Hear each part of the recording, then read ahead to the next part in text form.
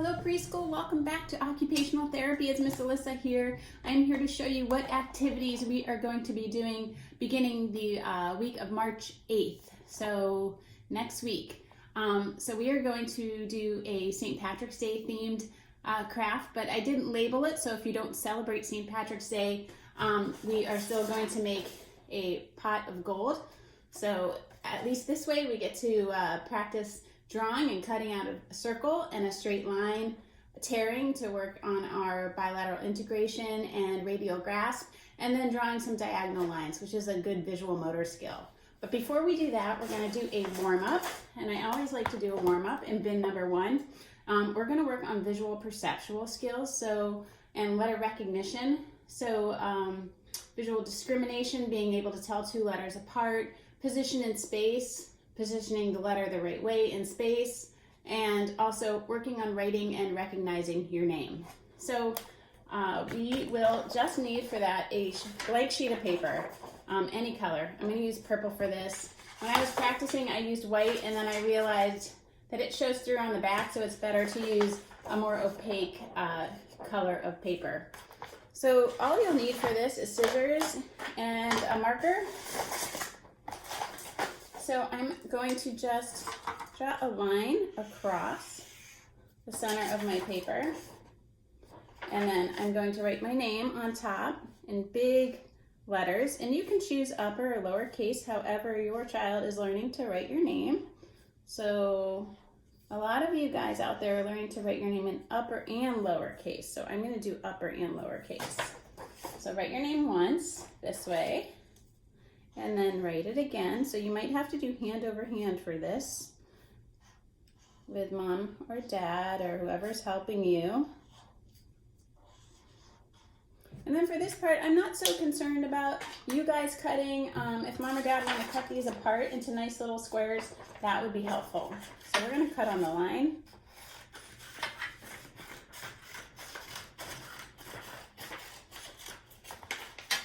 And then we're going to cut each letter apart. So if you want to make lines, vertical lines between your letters and practice cutting on the line, that's fine. But again, this is just a visual perceptual practice activity, so I'm not overly concerned with the motor part of it. So we're cutting those letters apart.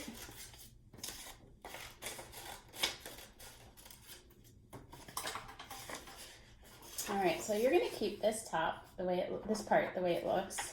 And then you have all your letters cut apart, and we're going to turn them upside down and kind of mix them up in front of you.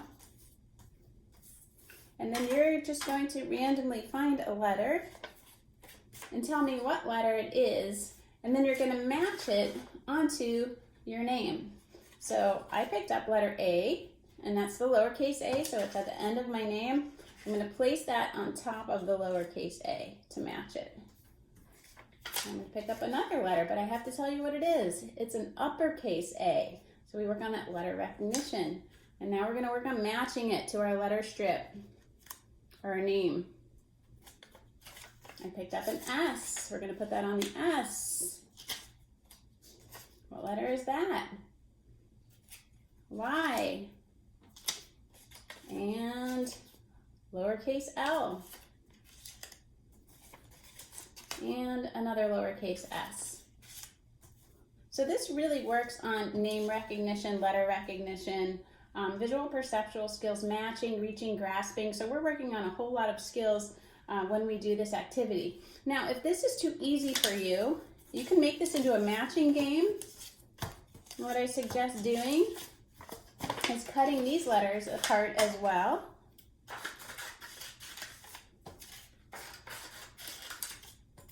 And I'll do that quickly for the sake of time. And again, for you little ones, you don't need to worry about cutting for this activity unless you really want to help. We're really working on visual perception. So now, a more advanced version of this activity is to turn over 2 pieces of paper and see if you have a match. And I do, I have a match. So I get a point, and I'm going to keep that over here. And if you want to work on turn taking, a grown-up can take a turn and turn over 2 sheets of paper. Do they match? No, they don't match. We have to put them back. And then we take another turn until we find a match. No match. And then you just keep going. So basically you're turning it into a matching game, but also letter recognition and learning to recognize your name and the letters in your name. Also, you have that motor piece in there, which I like, of turning the pieces of paper over. So that works on your pronation and supination and your grasping skills. So we're gonna clean all of that up. Now we're gonna move on to our pot of gold that we talked about. So for this little pot of gold in celebration of spring and rainbows and everything good, and St. Patrick's Day if you celebrate, you'll need green paper and black paper, a little piece of tinfoil, not a big piece, just maybe like 3 by 3 inches. And you'll need a whole box of markers. So you want to have all of the colors of the rainbow in your marker box. And if you have crayons, that's okay too, but markers do work better for this activity. You'll need glue and your scissors and maybe a white crayon and something circular to trace. So a white crayon actually helps because you're gonna have to trace on black paper. So we have to make our little pot first. So I want you guys to practice drawing a line down. So remember, little broken crayons work the best because they force you to hold your pencil the right way. You have to pinch. So we're going to practice just drawing a vertical line, which is a pre-writing stroke, down the side of our paper. And then we're going to take our circle tracer. I just used a lid, and practice making our circle and use that stabilizing hand once again. We make lots of circles in OT, don't we? It's always good to have a template. So this is what your paper will look like when you start. And we're going to take our scissors, make sure you're holding them the right way. Practice opening and closing before you even cut the paper, just to make sure you have the rhythm.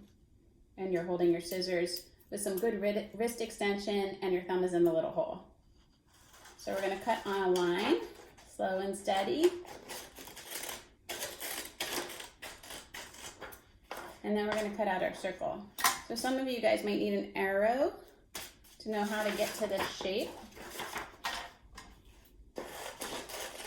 And you're gonna cut slow. Don't forget, when you can't go anymore, don't reach all the way around the shape. I want you to learn to turn the paper when you can't go anymore. Turn the paper. So when you're done, you'll have these two shapes, a line down and a circle. Then you're gonna need your glue. So you're gonna put some glue on the back of your circle. Push it down, the lower half of your green paper. Then you're going to take this piece of paper, this strip, and put it on top of your circle. So we're working on, or above your circle, you're working on those prepositions. And that looks too big. So what I'm going to do is I'm just going to snip off the end to make it a little shorter so it's in proportion with my circle. So I'm going to take that line across and put it on top of my circle to make it look like a little pot for my gold. And then you're going to take that tin foil, and this is where we need our markers. We're going to take our yellow marker. So since we don't really have any gold foil at home as a regular household item, unless you have wrapping paper you want to use, that's fine too. We're going to color this tinfoil yellow. So we're working on coloring within boundaries. Remember to hold your marker the right way. And then, once you pick it up and it looks like gold, we're just going to tear off little pieces. Tear it, and you might get some marker on your hands, but that's okay. You can always wash your hands when you're done. So we work on tearing a lot in OT. I love this skill. So you just need a few pieces to make your gold. And then when you're done, it will look something like this, like a little pile of gold. And then you're going to put some glue down above your pot.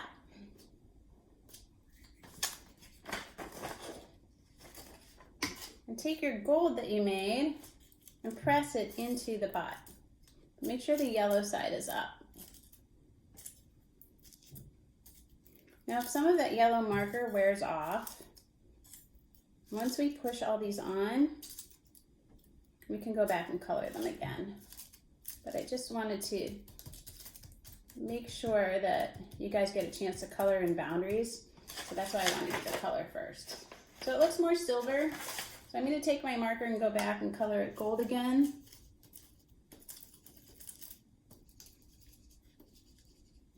So you get another chance to color. And when you're done, it will look like this. You have that pot of gold. All right, now we're gonna work on these diagonal stripes to make a rainbow. So if you guys haven't made a rainbow before, there's an order to the colors. They spell Roy, G-Biv, R-O-Y, G-B-I-V. So we're gonna do red, orange, yellow, green, blue. We don't have indigo or blue indigo, and then a violet color, so purple. And we're gonna make those a diagonal. Got all of your markers. And I want you to identify your red marker first. Find your red marker. This is red. And you might need dots to connect for this to draw a diagonal line. So you can have a grown-up help you. We're just gonna draw a diagonal red line. And then we need orange. So find your orange crayon or marker and draw a diagonal orange line. And then yellow. Find your yellow crayon or marker.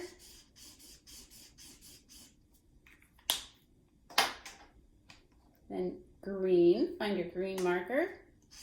Working on color identification. And blue or indigo and violet or purple. So there is kind of a color when the blue and purple overlap that's kind of called indigo. It's kind of like the color of your dark blue jeans. And then violet's a little bit of a lighter purple. So now you have a fun spring craft to celebrate St. Patty's Day or just spring in general. And you got to practice your fine motor skills. So I hope you guys had fun with this. We're going to move on to bin number 3. I'm going to clean up our mess. It's always important to clear your workspace. And for number 3, let's do snaps first. Right now, if you're at home and you can wear your garment, this won't fit me. I want you to try putting it on this week and then snap with me while you're wearing it.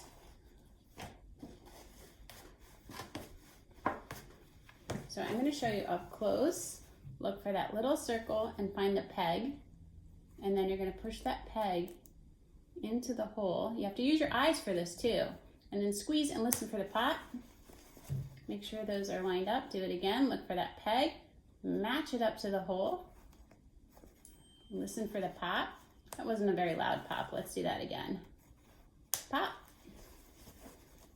And pop.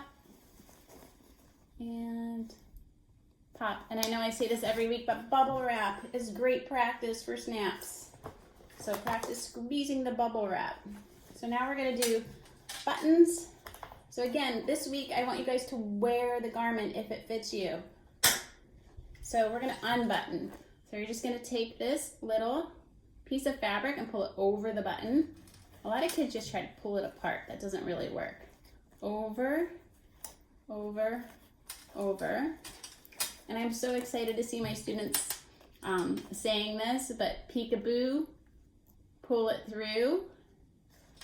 Again, peekaboo, pull it through. Peekaboo, pull it through. And last one, just like you're picking up a penny to put it in a piggy bank, push it into the hole, look on the other side, peekaboo, pull it through. Good job. All right, now this vest fits me. So you're gonna put on your jacket that you're practicing to zip. Make sure your thumbs are up. You're gonna look down for that little garage right there and this little car, and you're gonna push the car into the garage. So line it up. You gotta use your eyes and look down. Make sure it's pushed all the way in. Hold the bottom and pull up to zip. And you guys have this. I saw it in person last week, so I am so excited that you're all zipping by yourselves. If you're not yet, that's okay. Just keep working on it. So that's it for our activities this week, and I hope you guys have a great rest of your day. Thanks for joining.